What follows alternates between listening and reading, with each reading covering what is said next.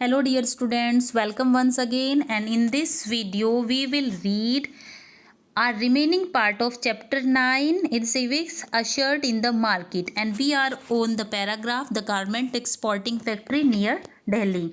The Erode merchant supplies the cotton clothes produced by the weavers to a garment exporting factory near Delhi. जो Erode merchant है वो supply करते हैं cotton cloth को, जो produce cotton cloth होता है वीवर से लेके एक गारमेंट एक्सपोर्टिंग फैक्ट्री में दिल्ली के पास.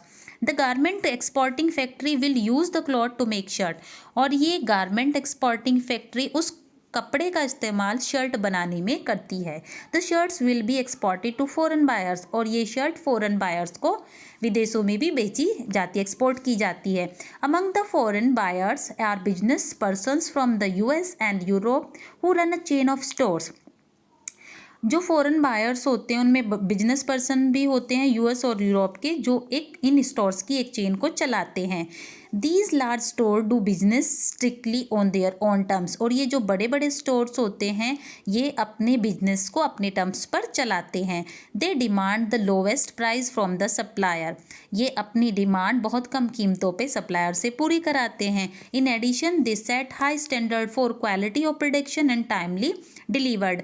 और ये इसके बाद हाई स्टैंडर्ड सेट करते हैं, अच्छी क्वालिटी का प्रोडक्शन इन्हें चाहिए और टाइम पर डिलीवरी भी चाहिए.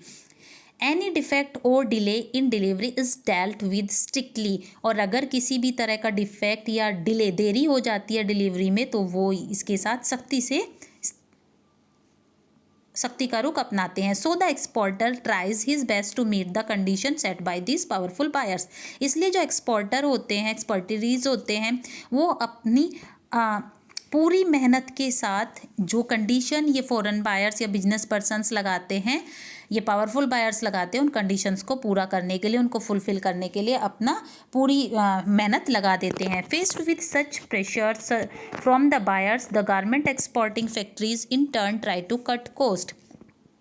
कुछ प्रेशर्स को फेस करने के साथ साथ जो ये बायर्स होते हैं, ये गारमेंट एक्सपोर्टिंग जो फैक्ट्रीज होती है, बदले में अगर लेट डिलीवरी होती है और डिफेक्टेड कुछ चीज़ें चली जाती हैं तो ये उनकी कॉस्ट में कट कर देते हैं, कॉस्ट में कमी कर देते हैं. They get the maximum work out of the workers at the lowest possible wages. और बहुत कम मजदूरी पर ये लोगों से काफ़ी काम कराते हैं. This way they can maximise their own profit and also supply the garment to foreign buyers at a cheap price. इस तरह से ये अपने मैक्सिमाइज प्रॉफिट पे सप्लाई करते हैं इन चीज़ों की, और फॉरेन को सस्ते दामों पर. ये चाहते हैं कि फॉरेन बायर्स इनसे वो चीज़ें जो होते हैं वो काफ़ी चीप प्राइस पे ये चीज़ों को बनाए और फॉरेन बायर्स इनसे सस्ते दामों पर उन्हें खरीद लें. फॉरेन बायर चाहते हैं कि इनसे सस्ते दामों पर वो चीज़ें खरीद लें. The Impex garment factory has 70 workers. जो इम्पैक्स गारमेंट फैक्ट्री है उसके पास 70 वर्कर्स हैं, उनमें से ज़्यादातर वीमेंस हैं. और most of these workers are employed on a temporary basis. और इनमें से अधिकतर जो वर्कर हैं वो टेम्प्रेरी बेसिस पर काम करते हैं.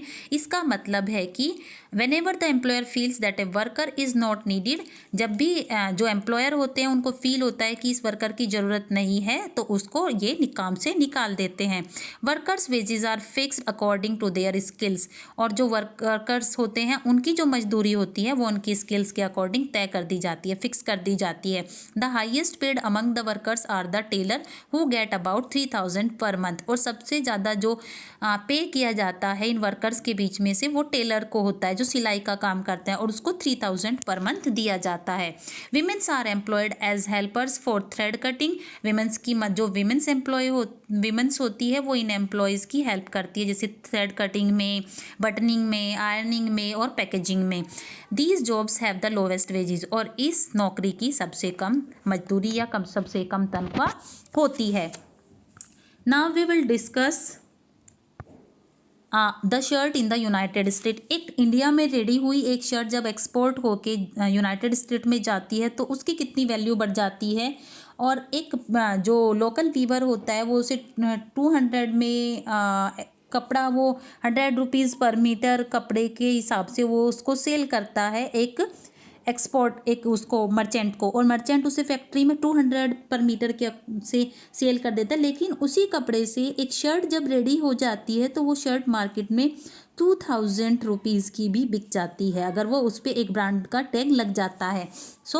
अब हम एक शर्ट के बारे में, यूनाइटेड स्टेट्स से रिलेटेड एक शर्ट के बारे में डिस्कस करेंगे। A number of shirts are on display at a large cloth shop in the United State and are priced at $26, that is each shirt sells for $26 और around ₹1200।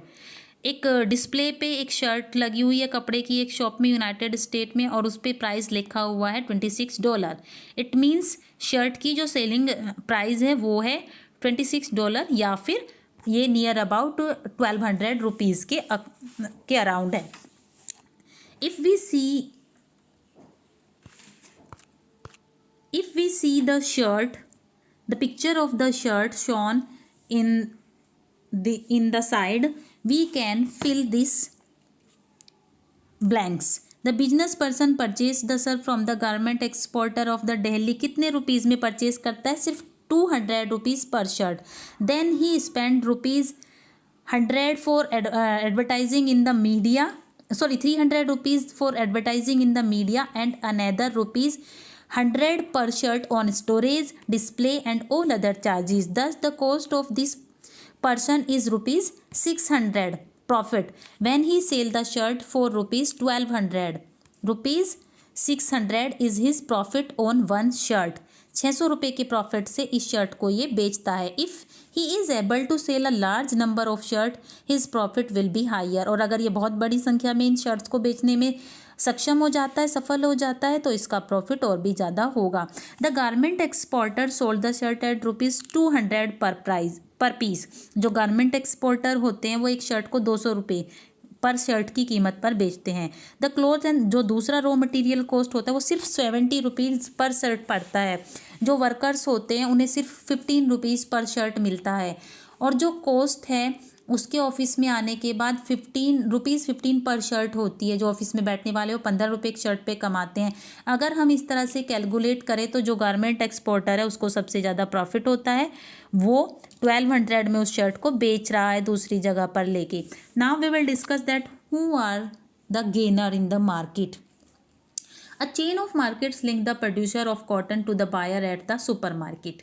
हमने पहले भी पढ़ा था, चैप्टर 8 में भी पढ़ा है कि मार्केट और एक बायर और एक प्रोड्यूसर के बीच में, एक सेलर के बीच में एक चेन होती है। Buying and selling take place at every step in the chain. और जो बाइंग और सेलिंग होती है वो एक चेन से कनेक्ट होके होती है, जुड़ी होती है। Let us recall who were the people who were involved in this process of buying and selling. अगर हम इस चीज़ पे ध्यान डालें कि वो कौन लोग होते हैं जो इन्वॉल्व होते हैं इस प्रोसेस में बाइंग और सेलिंग की। Did they all gain as much? क्या वो सबको इतना ही प्रॉफिट होता है जितना इन एक्सपोर्टर को हो रहा है? There were people who made profit in the market and there were some who did not gain as much as from this buying and selling. कुछ ऐसे लोग होंगे जिनको बहुत ज़्यादा प्रॉफिट होगा मार्केट से, लेकिन कुछ ऐसे भी होंगे जिनको बाइंग और सेलिंग की इस प्रोसेस से कोई भी प्रॉफिट नहीं होगा। Despite they are having toiled very hard, वो बहुत ज़्यादा, उनकी मेहनत के बावजूद वो बहुत कम कमाते हैं।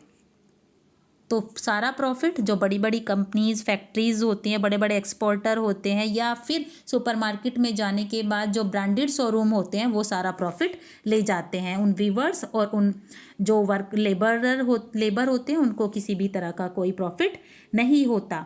और next point is market and equality, बाजार और समानता।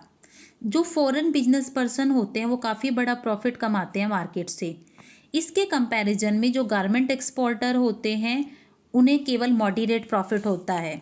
और दूसरी तरफ जो वर्कर्स होते हैं गारमेंट एक्सपोर्ट फैक्ट्री में, उन्हें बहुत मेहनत करने के बावजूद वो अपनी डे टू डे की जो नीड्स होती है उनको भी पूरा नहीं कर पाते। इसी तरह से हम देखते हैं कि जो छोटे स्मॉल कॉटन ग्रो करने वाले फार्मर्स होते हैं, जो इरोड में जो वीवर्स हैं, घंटों घंटों हार्ड वर्क करते हैं लेकिन उन्हें ज़्यादा प्रॉफिट नहीं होता। But they did not gate उन्हें अच्छी कीमत नहीं मिलती बाजार से उनके प्रोड्यूस की। द मर्चेंट और traders were somewhere in between क्योंकि उनके बीच में ये मर्चेंट्स या फिर ट्रेडर्स होते हैं।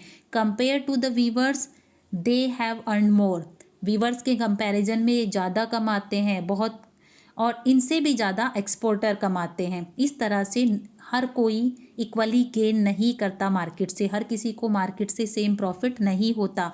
Democracy is also about getting a fair ways in the market. Democracy का मतलब है कि हमें मार्केट से एक फेयर वेज मिलना चाहिए, हमें अधिकार है उसे पाने का। वेदर इट इज़ कांता और Swapna, if families do not earn enough how would they think of themselves as equal to other. इसी तरह से कांता और सपना के बारे में अगर हम सोचें तो ये वो परिवार हैं जो इतना भी नहीं कमाते कि ये अपने आप को दूसरों के बराबर, दूसरों के इक्वल समझ सके। दूसरी तरफ जो मार्केट में ऑफ़र मिलते हैं, लोगों को अपॉर्चुनिटीज़ मिलती है काम करने की, वो लोग एबल होते हैं अपनी चीज़ों को बेचने में और इन प्रोड्यूस को ग्रो करने में। It could be the farmer selling cotton और द वीवर प्रोड्यूसिंग क्लॉथ। अगर एक किसान कॉटन बेच सकता है या फिर एक बुनकर जो वीवर होता है वो कपड़ा प्रोड्यूस कर सकता है। और दूसरी तरफ it is usually the rich and powerful that get the maximum earning from the market. लेकिन दूसरी तरफ अमीर और ताकतवर लोग होते हैं जो बाज़ारों से, जो मार्केट से ज़्यादा, सबसे ज़्यादा अर्निंग करते हैं। These are the people who have money, ये वो लोग होते हैं जिनके पास पैसा होता है एंड ओन, अपनी फैक्ट्री होती है, बड़ी बड़ी शॉप होती है, बड़ी बड़ी लैंड होल्डिंग्स होती है। इसी वजह से ये लोग प्रॉफिट गेन करते हैं। जो पुअर होते हैं वो डिपेंड होते हैं रिच और पावरफुल पर्सन्स के ऊपर बहुत सारी चीज़ों के लिए। They have to depend for, वो लोन लेते हैं इन ट्रेडर्स से, जैसा कि हमने स्वप्ना के केस में पढ़ा, क्योंकि वो एक स्मॉल फार्मर थी। रॉ मटेरियल खरीदने के लिए, मार्केट से सामान खरीदने के लिए, या फिर वीवर्स को जो पुटिंग आउट सिस्टम है उसके लिए ये लोग इन ट्रेडर्स पर डिपेंड होते हैं। And most often for employment, और सबसे ज़्यादा ये डिपेंड होते हैं एम्प्लॉयमेंट के लिए, काम के लिए, क्योंकि गारमेंट फैक्ट्री में वर्क करना पड़ता है इन लोगों को अपनी रोज़ की ज़रूरतों को पूरा करने के लिए, पैसा कमाने के लिए। बिकॉज ऑफ दिस डिपेंडेंस, यही डिपेंडेंस का कारण है कि जो पुअर हैं उनको एक्सप्लॉइट किया जाता है मार्केट के अंदर, उनका दमन किया जाता है। There are ways to overcome these such as forming cooperative of producer and ensuring that laws are followed strictly. कुछ तरीके हैं जिनसे इन चीज़ों पर ओवरकम किया जा सकता है, कोऑपरेटिव फॉर्म करके, प्रोड्यूसर्स की कोऑपरेटिव फॉर्म करके, और दूसरा कुछ कानूनों को स्ट्रिक्टली फॉलो करके। In the last chapter, we will read about how one such fish worker cooperative was started on Tawa River। जो हमारा नेक्स्ट चैप्टर है, चैप्टर 10, उनमें हम पढ़ेंगे कि कैसे फिश वर्कर कोऑपरेटिव एक तैयार हुई और तवा रिवर पे वो उसकी स्टार्टिंग हुई, और कैसे लोगों ने एक कोऑपरेटिव बना के अपने प्रोडक्ट को डायरेक्ट बेचा और उससे कैसे प्रॉफिट गेन किया। So our chapter 9 is complete here. Hope you all have listen me carefully. Thank you.